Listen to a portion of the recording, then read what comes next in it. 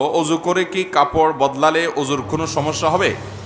অজু করার পরে আপনি কাপড় চেঞ্জ করছেন, লুঙ্গি চেঞ্জ করছেন, পায়জামা প্যান্ট চেঞ্জ করছেন, কোনো অসুবিধা নেই। এতে যদি সতর খোলাও হয়ে যায় তার কারণে অজু ভঙ্গ হবে না। কারণ সতর উন্মুক্ত করা এটা অজু ভঙ্গের কারণের মধ্যে থেকে একটা না, বিধায় এটা অজু ভঙ্গের কারণ হবে না। আমরা অনেক সময় মনে করি অজু করার পর হাঁটুর উপরে কাপড় উঠে গেলে অজু ভেঙে যাবে। এটা আমাদের ভুল ধারণা।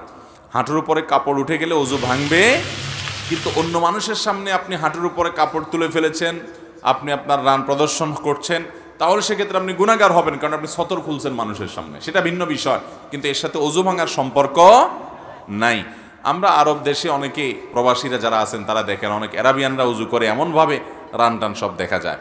তো কোনো কোনো মাযহাবে রান সতরের অন্তর্ভুক্ত না, তারা সে অনুযায়ী আমল করে।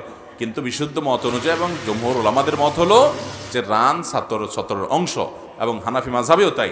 সেজন্য রান বা হাঁটুর উপরের অংশ যেন প্রদর্শন না হয়, সেটা সবসময় খেয়াল রাখতে হবে, অজু থাকুক আর না থাকুক। এর সাথে অজু ভাঙার সম্পর্ক নেই। যদি কোনো কারণে কাপড় উঠে যায় তার কারণে অজু ভাঙবে না, কিন্তু সতর ঢাকার যে গুনাহ সেটা আদায় হবে না।